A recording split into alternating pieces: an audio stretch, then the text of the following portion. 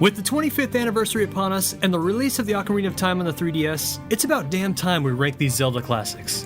With less than 20 games in the historic franchise, this almost becomes a ranking of the best of the best.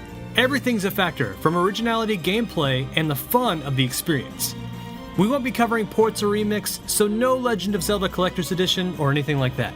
This list is really tough, because it's hard to differentiate the experience of playing these games for the first time from the way that they hold up today. For Classy Man Jared, I'm Handsome Tom, and without further ado, it's time to whip out our Master Swords and dive into the top 5 Zelda games. Hey, excuse me, princess. Number 5.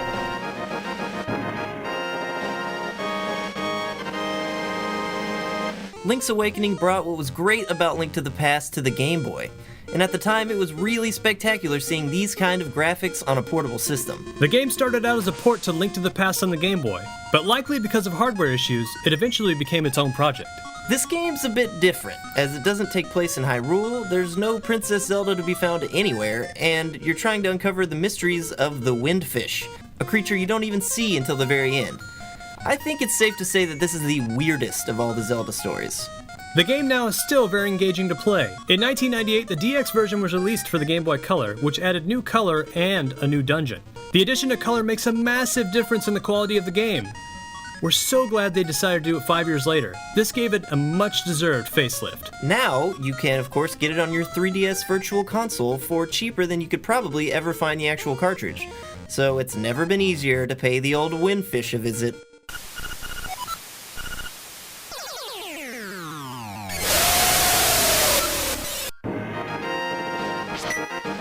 Number 4.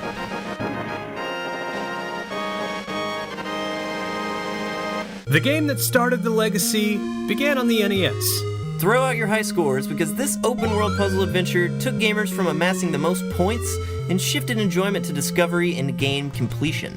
And thanks to the advent of battery saving, Zelda was the first game where you didn't have to struggle through endless passwords. What I love about the gameplay is that any button masher could scroll through Mario, but Zelda took determination and problem solving and true grit. And don't forget, this game, of course, introduced that more than memorable theme, thanks to the John Williams of video games, Koji Kondo. It's a good thing they included the Nintendo Fan Club, because when you're 6, you needed all the help you can get, even though the game actually came with a map. Yeah, and a instruction booklet that is actually very extensive. You know, I still get goosebumps when I see that gold cartridge. Any true Zelda fan knows this game inside and out, and now that it's available through ports and Virtual Console, there's no excuse to have not played this blue rupee. Number 3.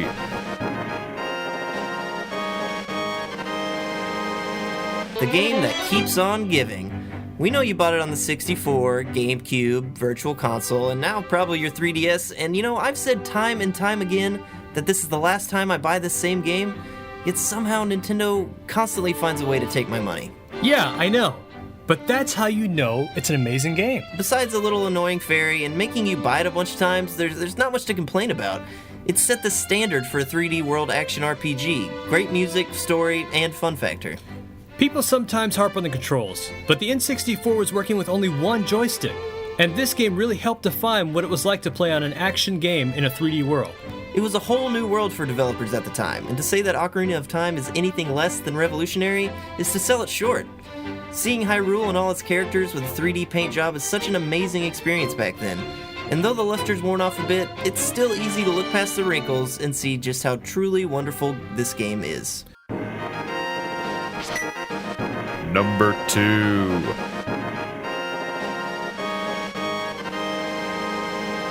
My go-to Zelda game, The Wind Waker, is one of the best Zelda games ever made.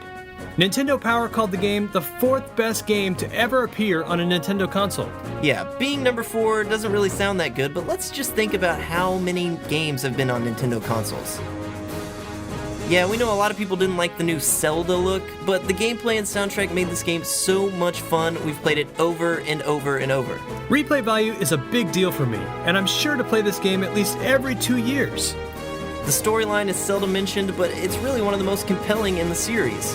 Ganon won. He destroyed everything in Hyrule Kingdom, and the world's changed drastically, and only memories are remaining of the hero of time. Yeah, there's a lot of sailing, and some of the dungeons are short, and that's why it's not number 1. But there's no shortage of fun, and some innovation with the help of Tingle on your Game Boy Advance. There were a lot of changes to the Zelda formula with this game, but it still has that familiar feel that brought you to the series in the first place. If you haven't played it and love Zelda, even with the cel-shaded look instead of realism, it's definitely worth your time. And spoiler alert, the last boss fight with Ganon ends with a sword to the face.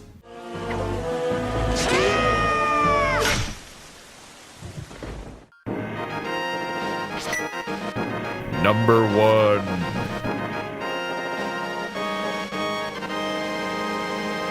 This game has to be number 1. It spent a long time on Nintendo Power's top game list. How long? 5 years. Even Miyamoto himself considered this the true sequel to the NES Zelda. Link to the Past is one of the best-selling SNES games of all time. It pushed the NES to its limits in terms of both cartridge space from 4 M bits to 8 M bits and graphics display. Yeah, the graphics were awesome, but the gameplay is just so seamless. This game immediately drops you into the action with you having to save your father right at the get-go. There's serious weight behind the story of this game. You need to go save Hyrule. It's your duty. I love the concept of a light and dark world. It's like the game designers get 2 for 1 in space saving, but the gamers get twice the game and none of the repetition. This game took the guesswork out of the NES map, which I, for one, was thankful for. If you wanted to hammer through the story, go for it, but if you wanted to grind through all the side quests and secrets and get maximum loot, get it on, fairy boy. Every subsequent Zelda takes their cues from this game. It's definitely the definitive game from the series, as it introduced many familiar creatures and characters that would appear throughout the rest of the Zelda series. So, what does the future hold for Zelda? Well, Skyward Sword sure looks promising, and I'm sure we can expect a new 3DS Zelda game down the line. But as long as there's video games, there will be Zelda games, so we definitely haven't seen the last of Link and his adventures. Praise Nehru. Let's just hope they don't turn out anything like this. Gee, it sure is boring around here. My boy, this peace is what all true warriors strive for. I just wonder what Ganon's up to.